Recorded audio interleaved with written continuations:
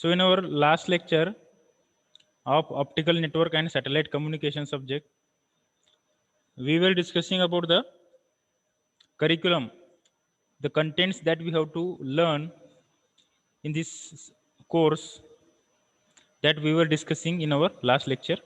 The name of our course is Optical Network and Satellite Communication, and its code is 22647. Okay, we have discussed the rationale of this course, कि ये course हमें क्यों पढ़ना है. Okay, ये course पढ़ने के बाद हमें कौन सी अपॉर्चुनिटीज़ है या हमारे डे टू डे लाइफ में या अभी ये चेंजिंग टेक्नोलॉजी में ये सब्जेक्ट का क्या इंपॉर्टेंस है, और ये सब्जेक्ट कौन से एरियाज में, ये जो कोर्स हम पढ़ने वाले हैं, ये जो नॉलेज है, ये कौन से एरिया में हमें काम आने वाला है, और इसके क्या क्या बेनिफिट्स है ह्यूमन बीइंग को, ये सब हमने ये रेशनल में देखा था. उसके बाद कॉम्पिटेंसी देखा था हमने क्या है. तो कॉम्पिटेंसी मतलब ये कोर्स पढ़ने के बाद आप में कौन से कॉम्पिटेंसी डेवलप होना जरूरी है, या कौन सी कॉम्पिटेंसी आप में डेवलप होंगी. सो ये सब्जेक्ट जो है वो actually it is divided into the two parts. One is optical communication and network, and second is satellite communication and network. Okay, so first 3 units of this course is dedicated to the optical network and optical communication, and last 2 units are based on satellite communication systems. Okay, so here are two competencies are there. Okay, maintain optical communication network and maintain satellite communication systems. तो ये subject, ये course पढ़ने के बाद आप में मतलब students में ये दो कॉम्पिटेंसी डेवलप होना जरूरी है. अगर जहाँ भी आप काम करने जाओगे किसी इंडस्ट्री में या सर्विस सेक्टर में, तो जो सिस्टम फाइबर ऑप्टिक केबल से बनी हुई है या फाइबर ऑप्टिक नेटवर्क से बनी हुई है, उस सिस्टम को आपको मेंटेन करता आना चाहिए. मेंटेन करना मतलब उसका आपको डिफरेंट पार्ट्स आइडेंटिफाई करता आना चाहिए, कंपोनेंट्स डिवाइसेस आइडेंटिफाई करता आना चाहिए, उसके बाद उसकी डिवाइसिंग करता आना चाहिए, उसका इंस्टॉलेशन करता आना चाहिए, उसका कमीशनिंग करता आना चाहिए, उसका मेंटेनेंस करता आना चाहिए.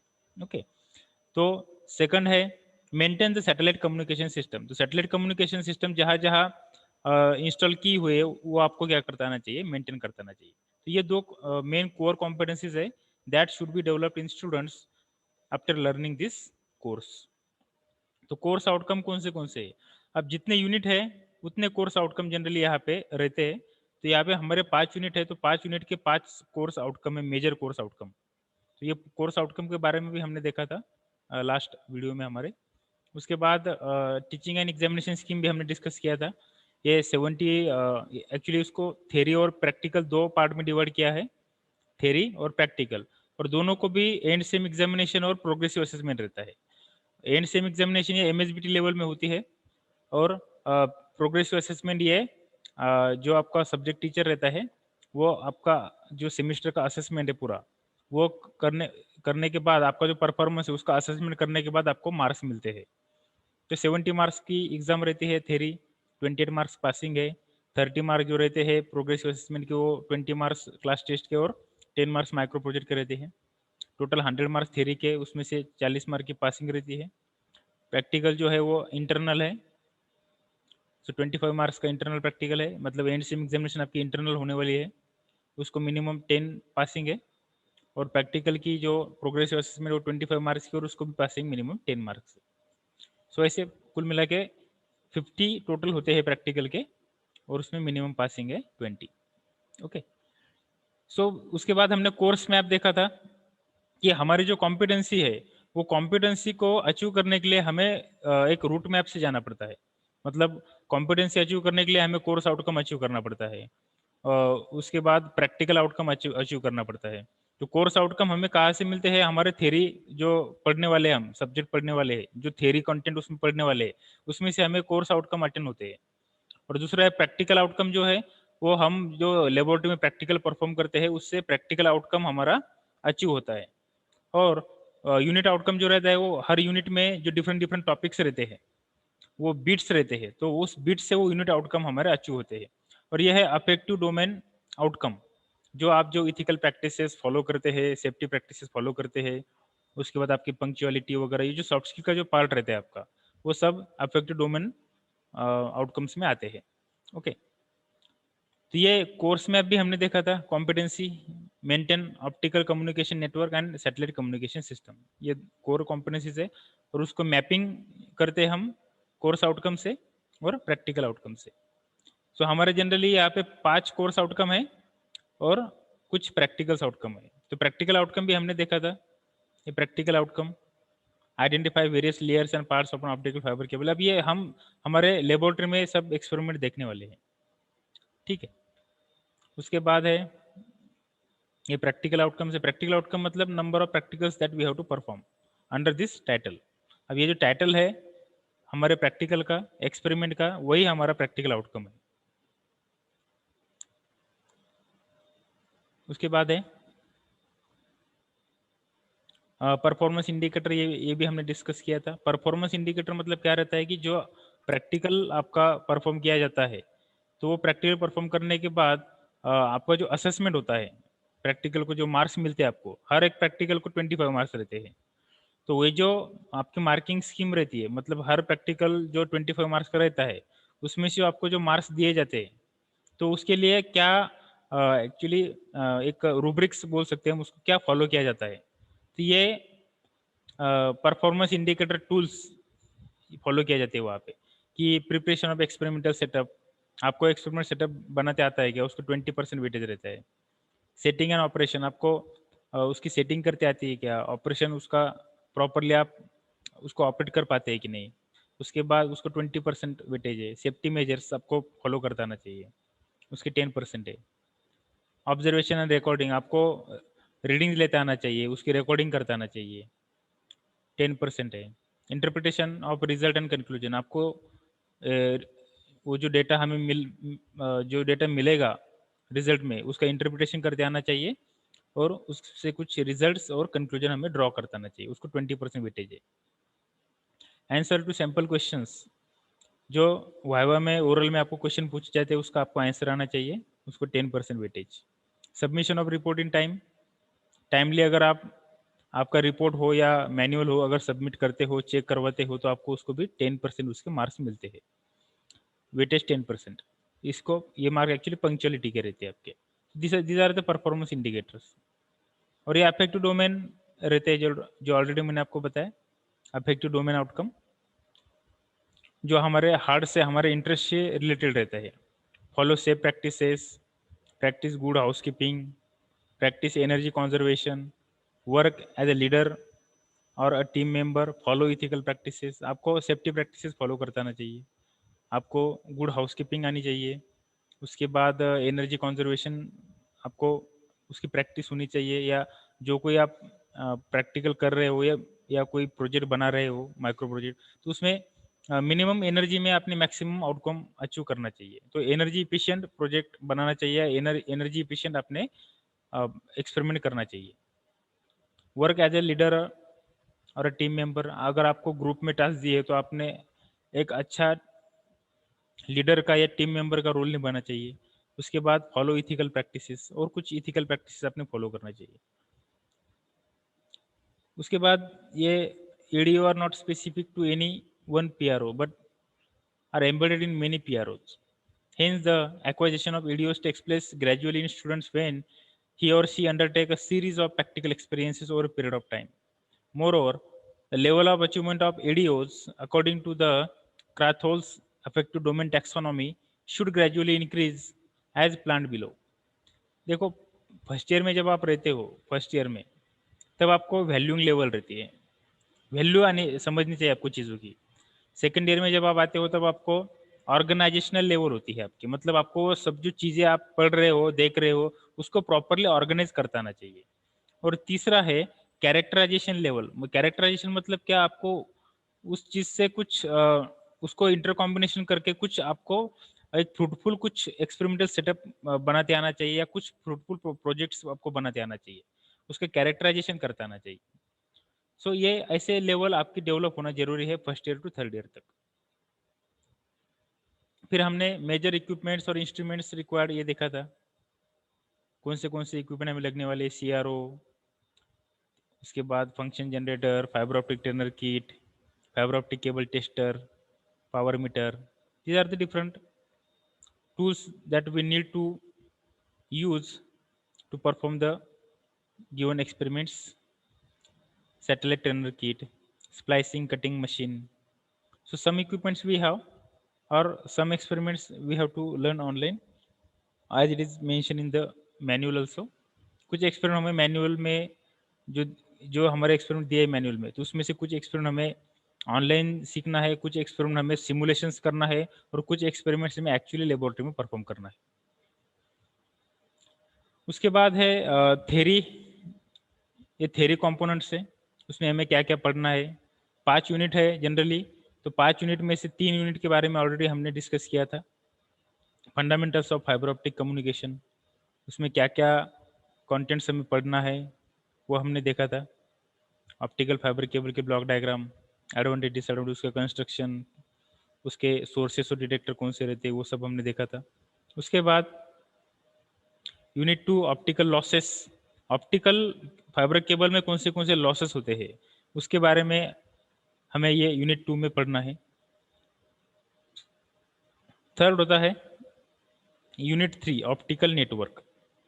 अब ऑप्टिकल नेटवर्क मतलब optical devices, optical sources, optical detector या ऑप्टिकल केबल, ये जो डिफरेंट ऑप्टिकल डिवाइसेस रहते हैं, optical splitter, optical mux, optical demux, ठीक है, ऑप्टिकल राउटर, ये जो डिफरेंट ऑप्टिकल डिवाइसेस रहते हैं, इक्विपमेंट्स रहते हैं, उसका यूज करके हम डिफरेंट कॉम्बिनेशंस का ऑप्टिकल नेटवर्क फॉर्म कर सकते हैं, डिफरेंट आर्किटेक्चर का ऑप्टिकल नेटवर्क फॉर्म कर सकते हैं, और उससे डिफरेंट एप्लीकेशंस हम डिफरेंट एप्लीकेशंस के लिए डिफरेंट आर्किटेक्चर हम यूज कर सकते हैं।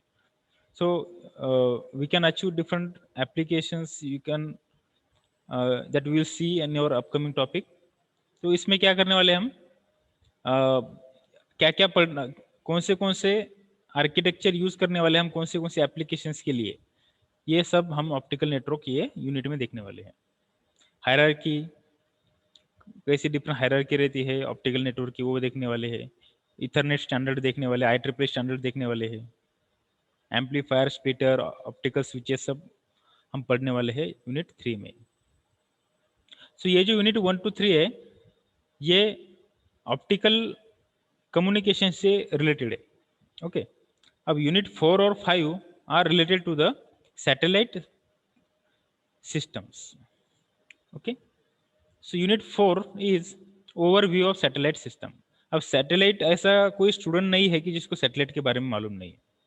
सैटेलाइट ये जनरली हम न्यूज़ पे भी देखते हैं कि इसरो ने सैटेलाइट लॉन्च किया, नासा ने सैटेलाइट लॉन्च किया, और आप शायद आपके मोबाइल में भी देखते होंगे कि गूगल मैप के थ्रू या जीपीएस के थ्रू आप नेविगेशन करते हैं।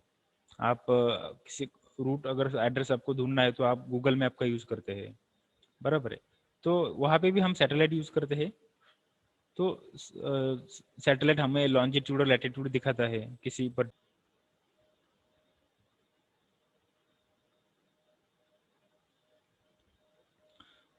तो उसमें हम अभी डिफरेंट जो टॉपिक्स उसमें पढ़ने वाले हैं सैटेलाइट सिस्टम में, वो देखेंगे one by one. So point 4.1 है यहाँ पे, working principle, concept and basic component of satellite system. Satellite system कैसे बनी होती है, उसका वर्किंग प्रिंसिपल कैसा है, कॉन्सेप्ट क्या है सैटेलाइट की, कौन से बेसिक कंपोनेंट हम सैटेलाइट सिस्टम में यूज करते हैं, वो उसके बारे में हम यहाँ पे देखेंगे। अर्थ सेगमेंट क्या रहता है, स्पेस सेगमेंट क्या रहता है, एक्टिव एंड पैसिव सैटेलाइट किसे बोलते हैं, जियो stationery and Jio synchronous satellite क्या रहता है, उसके बारे में हम इसमें पढ़ेंगे। उसके बाद frequency allocation for satellite services, uplink and downlink frequency, satellite frequency band. देखो सैटेलाइट थ्रू अगर हमें कम्युनिकेशन करना है, हमें सबको मालूम है कि जो कम्युनिकेशन सैटेलाइट रहता है वो अर्थ के 36,000 किलोमीटर को ईयर में, मतलब स्पेस में उसको इंस्टॉल किया रहता है। अब अपार्ट फ्रॉम 36,000 किलोमीटर, तो 36,000 किलोमीटर ये कुछ कम डिस्टेंस नहीं है, वो हमारे नेकेड आइज से दिखता भी नहीं है सैटेलाइट। तो 36,000 किलोमीटर हम उसे प्लेस करते हैं, तो हम उस सैटेलाइट से क्या करते हैं, कम्युनिकेशन करते हैं, उसको सिग्नल ट्रांसमिट करते हैं, उसे सिग्नल रिसीव करते हैं। तो सिग्नल जो हम उसको ट्रांसमिट करते हैं उसकी फ्रीक्वेंसी अलग रहती है, उसको अपलिंक फ्रीक्वेंसी बोलते हैं। और जो सिग्नल हम रिसीव करते हैं, मतलब वही सिग्नल जो हमने ट्रांसमिट किया था, वही सिग्नल अगर हमें रिसीव करना है तो वो अलग फ्रीक्वेंसी में हम रिसीव करते हैं, उसको डाउनलिंक फ्रीक्वेंसी बोलते हैं। तो जनरली अपलिंक फ्रीक्वेंसी ज़्यादा रहती है और डाउनलिंक फ्रीक्वेंसी कम रहती है। अब ऐसा क्यों, ये भी हम आने वाले हमारे टॉपिक्स में देखेंगे डिटेल्स में। उसके बाद सैटेलाइट फ्रीक्वेंसी बैंड्स कौन से रहते हैं, कौन से डिफरेंट फ्रीक्वेंसी बैंड्स है, और जो आईटीयू ने डेजिग्नेट किया है जिसको, और वो पर्टिकुलर फ्रीक्वेंसी बैंड कौन से एप्लीकेशंस के लिए यूज होते हैं, और उनकी बैंडविड्थ कितनी होती है और उनकी रेंज कितनी होती है, that we are going to discuss in this point. Then next is basic terminologies used in satellite communication. Satellite communication में जो टर्मिनोलॉजीज हम यूज करते हैं उसके बारे में हम डिस्कस करेंगे। लैटिट्यूड क्या रहता है, लॉन्जिट्यूड क्या रहता है, लैटिट्यूड लॉन्जिट्यूड, फिर लुक एंगल किसे बोलते हैं, एलिवेशन एंगल किसे बोलते हैं, स्टेशन कीपिंग किसे बोलते हैं, then propagation delay time, velocity, look angle and footprint, ये सब चीज़ें जो टर्मिनोलॉजीज हम यूज करते हैं सैटेलाइट कम्युनिकेशन को पढ़ने के लिए, ये सब हम डिटेल्स में with the help of diagram हम उसे पढ़ेंगे इन आवर बीट नंबर 4.3। फिर 4.4 है, इसमें communication satellite orbits. Communication satellite जो अर्थ के अराउंड घूमता है, तो वो कौन से पाथ में घूमता है, उसकी हाइट कितनी रहती है, स्पीड कितनी रहती है, ये सब डिपेंड करता है कि वो कौन से ऑर्बिट में घूम रहा है।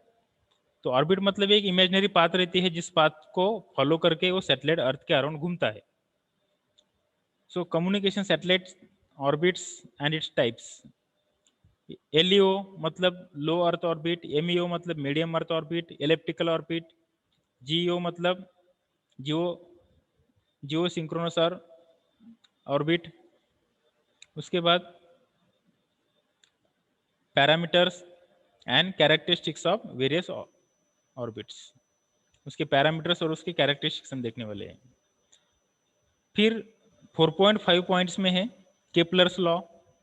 केपलर एक साइंटिस्ट थे जिन्होंने प्लानिटरी मोशन के कुछ नियम बनाए, तो ये हम देखेंगे क्या क्या नियम उन्होंने बताए प्लानिटरी मोशन के, मतलब सैटेलाइट अगर अर्थ के अराउंड घूमता है तो उसके क्या क्या नियम होते हैं, क्या क्या रूल्स होते हैं, वो केपलर्स लॉ में हम देखेंगे। फिर एपोगी और पेरी की हाइट क्या रहती है वो देखेंगे हम। सैटेलाइट की एपोगी हाइट और पेरी की हाइट रहती है वो क्या है, हम वो इस टॉपिक में देखेंगे। फिर orbit perturbation, okay, orbit perturbation क्या रहता है, effect of non spherical earth. Non spherical earth के क्या इफेक्ट होते हैं हमारे जो सैटेलाइट घूमता है अर्थ के अराउंड, अगर अर्थ एग्जैक्टली स्पेरिकल नहीं है तो थोड़ी नॉन स्पेरिकल है, तो उसका क्या इफेक्ट होता है वो हम देखेंगे। Then atmospheric drag, effect of eclipse on satellite motion, जो एटमॉस्फेरिक ड्रैग होता है। उसके बाद मतलब जो डिफरेंट स्ट्रेंथ या डेंसिटी रहती है डिफरेंट रीजन में मॉलिक्यूल्स की, उसके क्या इफेक्ट होते हैं सैटेलाइट पे। उसके बाद effect of eclipse on satellite motion, जो एक्लिप्स होता है याला आपण सूर्यग्रहण किंवा चंद्रग्रहण म्हणतो, तो सोलर इक्लिप्स म्हणजे सपोज सूर्यग्रहण, तर त्यावेळेस काय होतं that we are going to study, उसका क्या इफेक्ट होता है हमारे सैटेलाइट के मोशन में या हमारे कम्युनिकेशन में, ये सब हम इसमें देखेंगे, ठीक है। So this is all about the unit number 4, overview of satellite system. The next unit 4, satellite segment and services. Satellite के क्या क्या कौन से सेगमेंट्स रहते हैं और सैटेलाइट से हमें कौन सी सर्विसेज मिलती है उसके बारे में हम देखेंगे। उसके कुछ ये भी है यूनिट पॉइंट्स या यूनिट आउटकम हम बोल सकते हैं इससे, जैसे 4th यूनिट में भी थे, describe with sketches the working principle of given type of satellite, फिर explain the work sketches the given terms related to satellite and orbit, explain the parameters with respect to given type of satellite orbit, उसके बाद explain the Kepler's law of planetary motion with respect to the given criteria। ये सब outcome है, ये content पढ़ने के बाद ये यूनिट के ये आउटकम हमें मिलेंगे। ये यूनिट आउटकम किसे मैप करते हैं, कोर्स आउटकम को, और कोर्स आउटकम किसे मैप करता है, कॉम्पिटेंसी को। देखो unit 5 satellite segments and services, उसके कौन से यूनिट आउटकम है, मतलब ये कंटेंट पढ़ने के बाद कौन से इस यूनिट से हमें आउटकम मिलने वाला है। 5 है describe with sketches the functions of given sub system of satellite earth station. Satellite earth station की जो सब सिस्टम रहती है उसका फंक्शन हमें डिस्क्राइब करता आना चाहिए। उसके बाद describe the given type of control system associated with the satellite. Satellite जो घूमता है तो उसको कंटिन्यू उस मोशन में रखने के लिए, उस ऑर्बिट में रखने के लिए वहाँ पे जो रियल टाइम डेटा है वो डेटा को रिसीव करने के लिए, उसको कंट्रोल सिग्नल भेजने के लिए हमें क्या करना पड़ता है, कोई एक कंट्रोल सिस्टम डिजाइन करना पड़ता है। तो कंट्रोल सिस्टम कैसी रहती है वो हम इस यूनिट में देखेंगे, और वो आपको क्या करता आना चाहिए, डिस्क्राइब करते आना चाहिए। उसके बाद है थर्ड, इसका यूनिट आउटकम है describe with sketches given application. तो विद स्केच निकल के आपको डिफरेंट सैटेलाइट के सर्विसेज के एप्लीकेशंस बताते आना चाहिए। तो हम पॉइंट देखेंगे content one by one. Satellite earth station, satellite के actually it is divided into two major parts, one is earth station, one is a space station. अब ये स्पेस में क्या होता है, one is satellite itself and another is earth station. तो earth station में क्या होता है, ट्रांसमिटिंग एंटीना और रिसीविंग एंटीना जो अर्थ पे इंस्टॉल किए होते हैं, और सैटेलाइट ये स्पेस में होता है। तो ऐसे दो पार्ट में डिवाइड किया जाता है। तो सैटेलाइट अर्थ स्टेशन मतलब सैटेलाइट को ट्रांसमिट और रिसीव करने वाला एंटीना, उसके ब्लॉक डायग्राम, उसके बाद एंटीना सब सिस्टम, उसके बाद LNA, power subsystem, telemetry tracking and command subsystem, altitude control subsystem, spinning satellite stabilisation, momentum wheel stabilisation, station keeping, thermal control, transponder, single double conversion and regenerative transponder. ये transponder सबसे important चीज होती है satellite की, कि जिसका use करके हम जनरली सैटेलाइट से कम्युनिकेशन करते हैं। तो ये सब जो पॉइंट्स है सैटेलाइट अर्थ स्टेशन से रिलेटेड, ये सब हम डिटेल्स में देखेंगे। उसके बाद है space link 5.2। What is space link? Equivalent isotropic radiated power, मतलब एंटेना, वो सैटेलाइट का एंटेना हो या किसी पर्टिकुलर ट्रांसमिटिंग और रिसीविंग स्टेशन का एंटेना हो, उसका equivalent isotropic radiated power EIRP measure किया जाता है। उससे हमें ट्रांसमिशन लॉसेस पता चलते हैं या उसकी डायरेक्टिविटी पता चलती है कि कितना डायरेक्टिव है हमारा एंटेना। तो ये हम देखेंगे टर्म्स कैसे कैलकुलेट करते हैं ये। उसके बाद ट्रांसमिशन लॉसेस हम देखेंगे कौन से ट्रांसमिशन लॉसेस रहते हैं। फ्री स्पेस ट्रांसमिशन लॉस, मतलब ट्रांसमिशन लॉस मतलब सिग्नल जब हम ट्रांसमिट करते हैं ट्रांसमीटर से रिसीवर तक, तो कौन से लॉसेस होते हैं, वो लॉसेस हम देखेंगे। Feeder losses, antenna misalignment losses, fixed atmospheric and ionospheric losses. ठीक है, फिक्स एटमॉस्फेरिक और एनोस्फेरिक लॉस, ये these are the different types of losses that generally occurs or takes place in satellite communication. उसके बाद है satellite applications. क्या क्या application है सैटेलाइट के? जीपीएस, ग्लोबल पोजिशनिंग सिस्टम, सबको मालूम है हमें। जीपीएस का concept, working principle, transmitter and receiver हम देखेंगे। उसके बाद VSAT, this is also one of the most important application of satellite communication. Very small aperture terminal VSAT, उसका ओवरव्यू देखेंगे, आर्किटेक्चर देखेंगे, फिर वर्किंग प्रिंसिपल और एप्लीकेशन देखेंगे। So this is all about the content that we have to discuss in this subject, in this course. Now suggested specification table for question paper design. अब देखो ये 5 unit है आपके, और 5 यूनिट को पढ़ाने के लिए कितने आवर्स लगते हैं और उसको कितने मार्क्स है, और हर क्वेश्चन पेपर में जो क्वेश्चन पूछने वाले हैं, तो वो क्वेश्चन की 3 लेवल रहती है जनरली।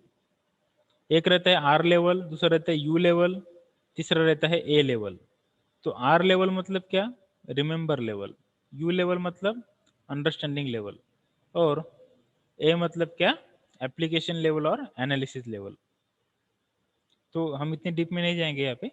तो फर्स्ट यूनिट जो है fundamental of fibre optic communication, उसको generally as per the MSB norm 8 घंटे लगते हैं पढ़ाने के लिए, और उसको मार्क्स है मिनिमम 12। सेकंड चैप्टर है या यूनिट बोलेंगे हम उसको, ऑप्टिकल लॉसेस, उसको टीचिंग आवर्स है जनरली 12 आवर, और उसको मार्क्स है 16। सो ज़्यादा वेटेज का ये यूनिट है।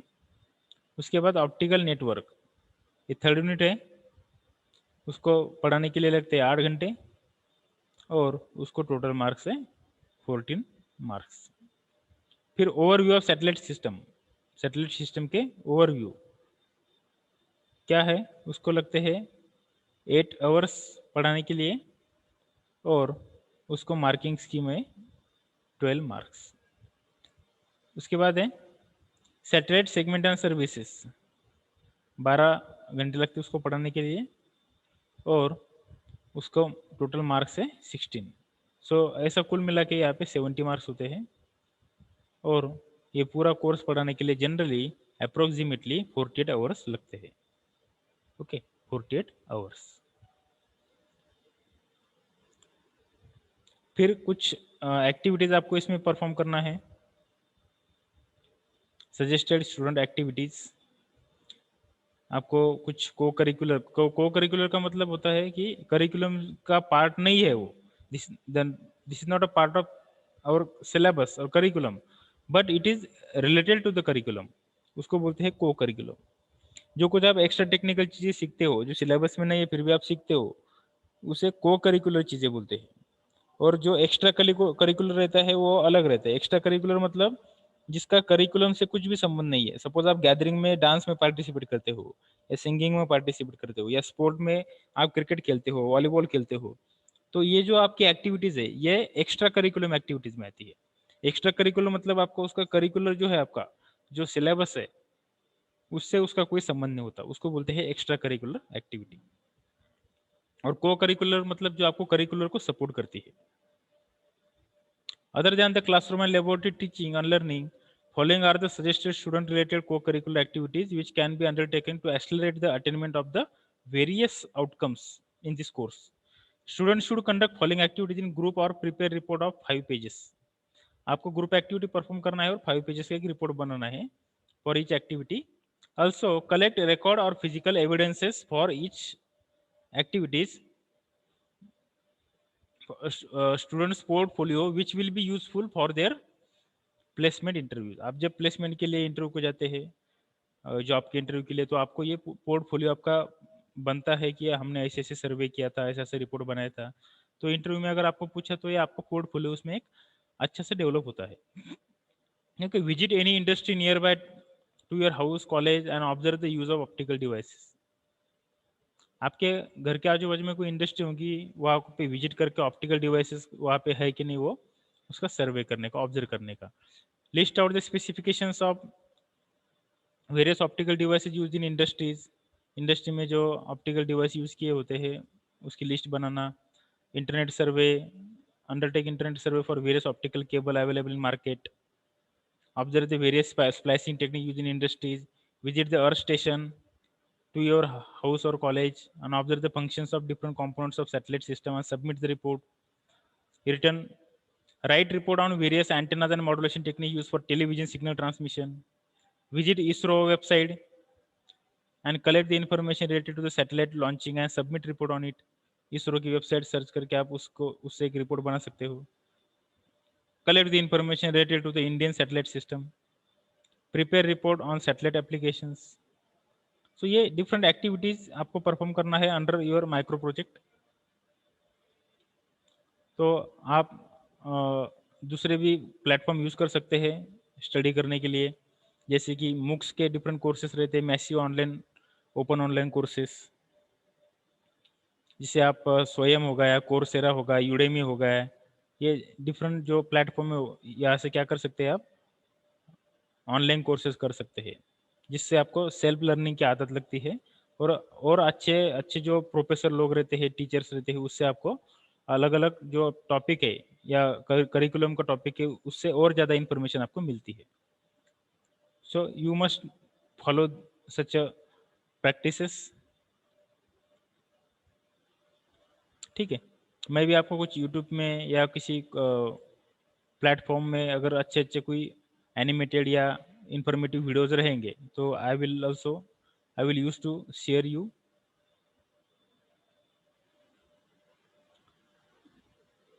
वर्चुअल लैब वीडियोस, उसके बाद कोरिलेशन सब टॉपिक्स विद एप्लीकेशन इंस्ट्रूमेंटेशन, उसके बाद proper equal analogy to explain the different optical concept, flash animation, open source model, flash animations to explain satellite communication with different website to explain satellite communication system. तो ये different sources का use करके हमें ये subject पढ़ना है, ना कि सिर्फ एक किताब में क्या क्या कंटेंट दिया है बस बोर्ड पे वो एक्सप्लेन करना है, ऐसा नहीं करना है।